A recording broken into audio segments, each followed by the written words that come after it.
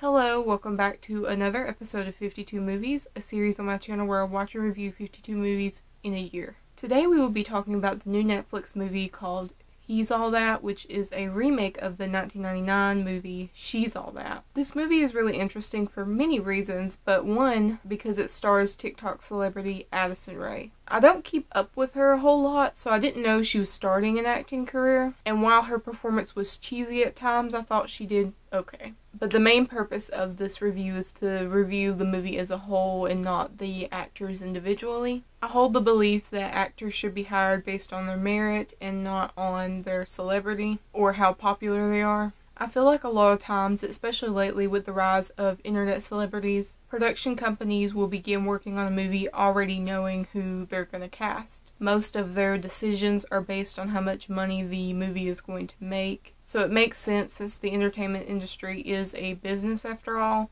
but I wish it wasn't like this. This practice is super common in animation. I'm sure a lot of you know how famous actors are often hired instead of voice actors for animated movies and TV shows. This way of casting has been kind of detrimental to voice acting as a whole, and it makes it harder for voice actors to get jobs when studios are hiring based solely on your name. I could go on and on about this and probably make a whole video on the topic, but just so you know, I don't agree with it. I think that you should be hired on how good you are and not on how popular you are. With all that being said, actors are definitely a component of this review, but I want to discuss this movie as a whole because there's a lot to talk about besides just Addison Rae. I feel like people are talking about this movie because she's in it, and that's why it's gotten so much attention. But there's a lot more to discuss here, so let's just get into it. So first I'm going to give you a synopsis of the plot, and then we're going to get into all the messiness of this movie. He's All That is about an influencer named Paget who specializes in makeovers and teaching people how to do their own makeovers. She goes to a rich kid high school, and little do her peers know that she's not from a wealthy background. She has a single mom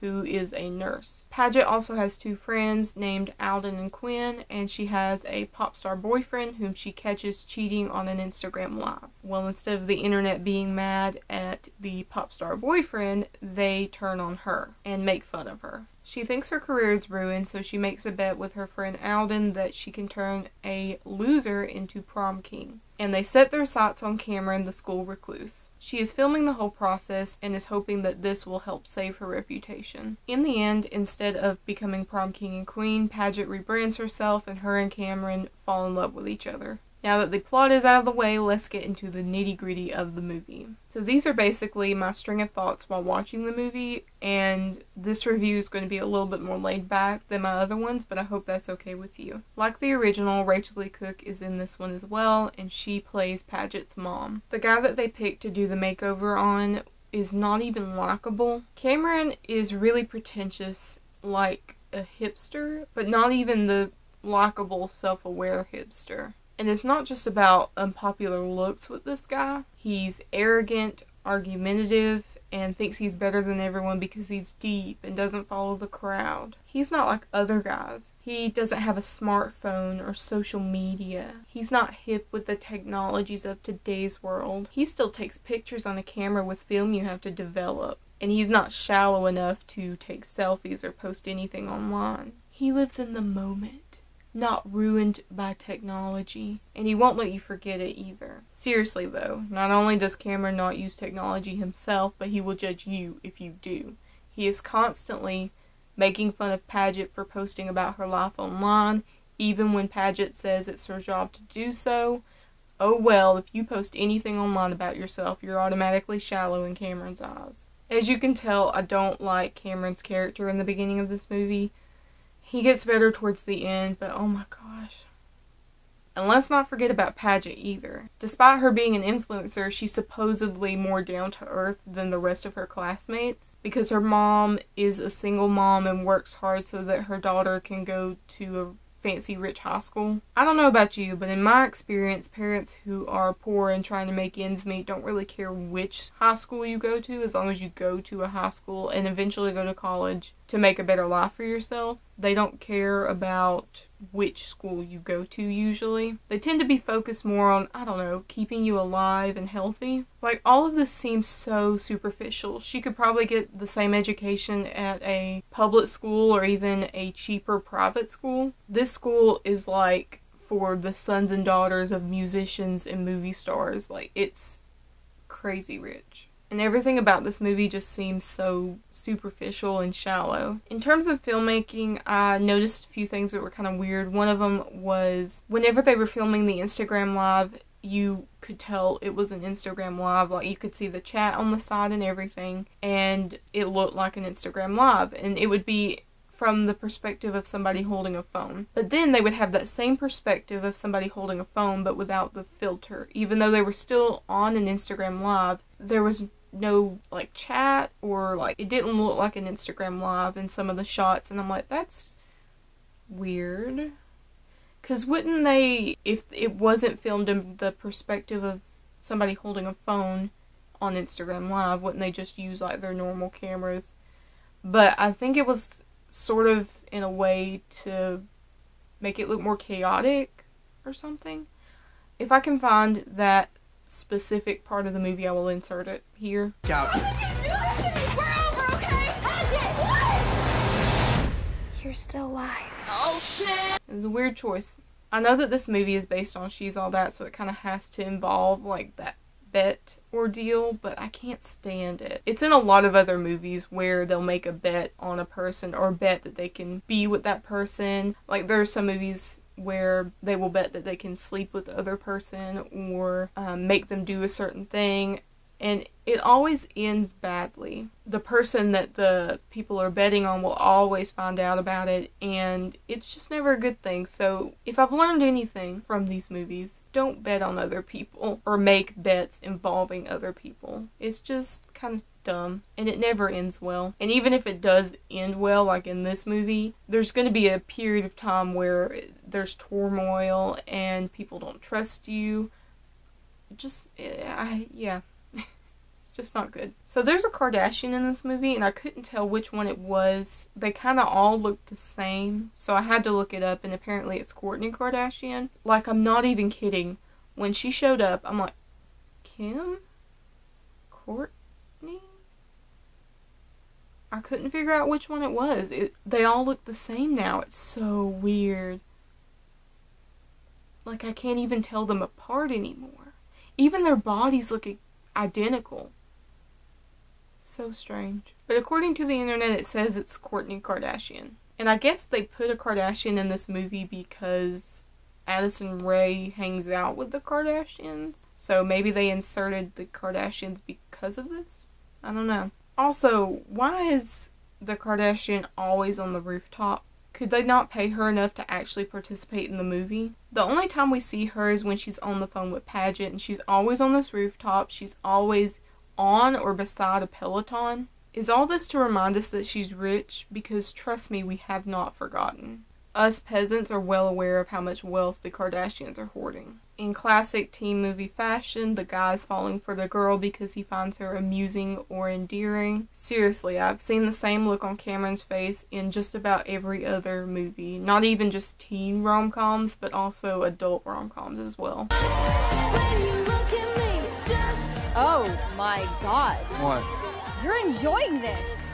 You're enjoying her. In a lot of these movies, the guy will fall for the girl because of her goofy, fun-loving attitude. The guy is usually very serious, and the girl is like outgoing and brings out another side of his personality. Another thing that we notice in a lot of these movies, and there is some of this in here, is that the guy will fall for the girl because of her lack of experience in the real world or her innocence. A great video about this is Pop Culture Detective's Born Sexy Yesterday.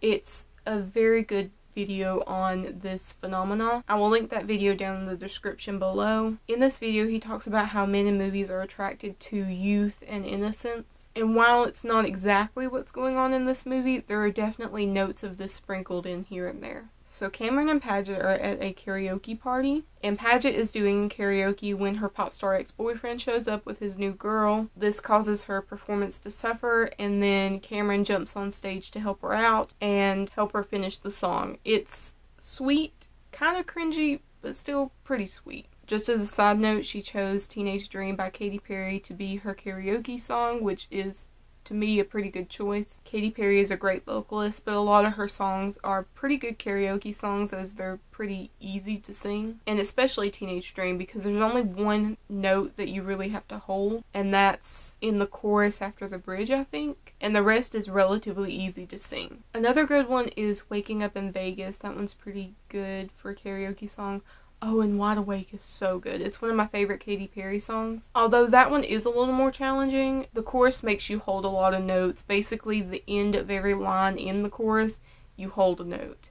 And so it may be a little bit more challenging. I'm judging the difficulty of these songs based on how many notes you have to hold, but I know that there are more elements to this, like extremely high notes or extremely low notes. But most of the time you don't have to worry about that with pop songs. These songs are designed to be popular, and one factor of being popular is how easy they are to sing along to. There are exceptions to this, like Demi Lovato, Kelly Clarkson. I call her the Scream Queen because she yells a lot in her songs, so she would definitely be a hard one to keep up with. And Adele has a pretty low voice when compared to other female artists, so she might be a little bit harder to sing along to. But for the most part, pop songs are pretty easy to sing in karaoke. Sorry for that tangent, that was a little bit long, but anyways, let's get back to the movie.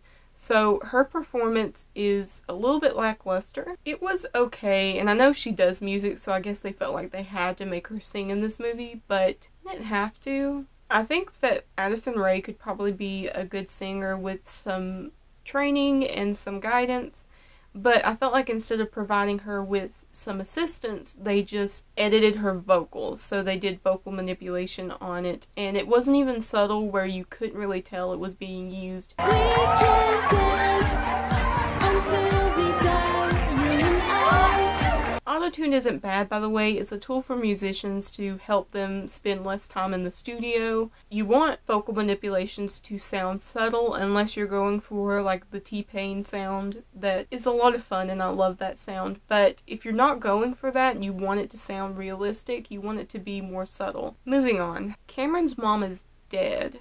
Is this a Disney movie?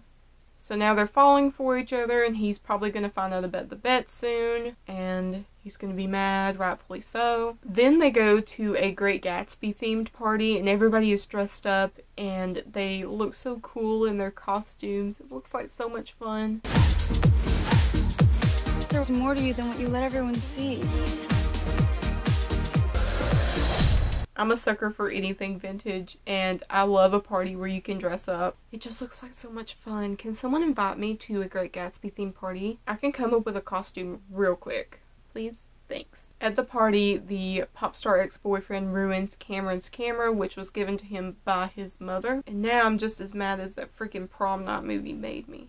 One of Paget's best friends, Alden, is also going to run for prom queen against Paget, and she's also dating the pop star ex-boyfriend. Alden also knows that Paget is poor, and she didn't want anybody to know that. So then we get to the makeover scene where Paget cuts Cameron's hair, and he looks so much better with his haircut. His long hair really weighed him down, and I don't condone the need for makeovers. I don't think people should push them on others. I think it's fine if you want to like reinvent yourself, but the idea of a makeover is just weird. It's like saying your personal style doesn't fit in with everyone else, so therefore it's bad and needs to be changed. I don't agree with that, but I do think the haircut definitely helped him a lot. Then Cameron shows Paget his darkroom where he does his photography, and he doesn't show his photography to anyone. Then they kiss, and Cameron decides he wants to ask Paget to the prom. So right after Cameron asks Paget to prom, Alden tells him about the whole bet, and he gets mad and runs off. Also, I don't know why girls can't react by punching the other girl in the face like boys do in movies. I don't normally condone violence, but it would have been entertaining. And the boys get to do it all the time in movies. What about the girls? Then we get to the prom, and of course they had to let Addison Rae dance since that's what she's known for on TikTok. And it's really weird how they do this. They have like dance club at school, and at the prom they're going to do a dance-off, which I've never heard of in my entire life. There's never been any like games or competitions that I've ever seen in a prom. Could be wrong, but I've never seen that before. So why couldn't they just like have a dance competition instead of it being a dance competition at prom. And what do the winners get? I didn't even catch that. Hey, editing me here. I just watched the dance scene and they don't win anything if they win. So I don't know what the purpose of that was. And even like the principal, I guess it was, said that we have weird traditions in the school. So I'm like, it's self-aware, but does that make it any better? Also, another thing that I noticed was that everybody in the entire school was wearing shades of blues and greens and like really light colors. Probably because the theme of the prom was under the sea. And the only person wearing red was Addison Rae's character Paget. I guess that's a homage to the original She's All That, because in that movie her prom dress was red too. This also reminds me of a filmmaking technique where if you want your main character to stand out, you will make them wear different colors than all the other characters in the movie. So I kind of like that. But yeah, this whole dance-off scene is meaningless and serves no purpose. It's just weird how they had to incorporate both her singing and dancing into this movie. It felt very forced, and why couldn't they just let her act? Let her separate herself from her TikTok career and her music career, and let her just act in this movie. She doesn't have to sing, she doesn't have to dance, just let her act. So she wins prom queen, and then her pop star ex-boyfriend wins prom king, but she gives up her crown to somebody else. And then she gives a speech about being fake and posting your best self online, and then she shows pictures of the real her without makeup and pajamas or just stuff like that. We've seen speeches like this before, so it's not really revolutionary, but okay. And then they played Kiss Me by Sixpence None the Richer, and if you don't know, that's in the original movie. And it just feels so nostalgic, and the goosebumps are real. You can really sell me on a movie based on the music that's in it, and this really did it for me. It was really good. And then Cameron comes in riding on a horse while Kiss Me plays in the background, and honestly, it's kind of a good moment, not gonna lie. Then they have the whole cast dance to a remix of Kiss Me. So Cameron and Paget stay together, and instead of going to college, they go and travel the world. And they become a vlogging couple. I have to say something about traveling instead of going to college. Traveling is nice and all, and college can definitely be a ripoff, but I will say traveling is still expensive. I know it wouldn't be as expensive as going to a four-year college, but this movie kind of portrays it like it's cheap when it's not. They portray it like traveling the world instead of getting a degree is a financially responsible decision to make. And I know that there are ways to travel on a budget, but it's still never gonna be cheap. I don't know, it kind of bugged me. You also have to come from a place of privilege to even consider the idea of traveling after high school. Going to college is an investment in your future, which is more important to poor people than building life experience, as nice as that is. But good for them. Glad they get to see the world. So despite all the faults of this movie, I can't lie and say it wasn't entertaining. It's silly and kind of shallow, but ultimately it's a fun teen movie that follows a lot of the tropes of the 90s. If you're looking for something lighthearted, this movie would probably suffice. You also don't have to pay a whole lot of attention to it since you already know the plot after watching She's All That, so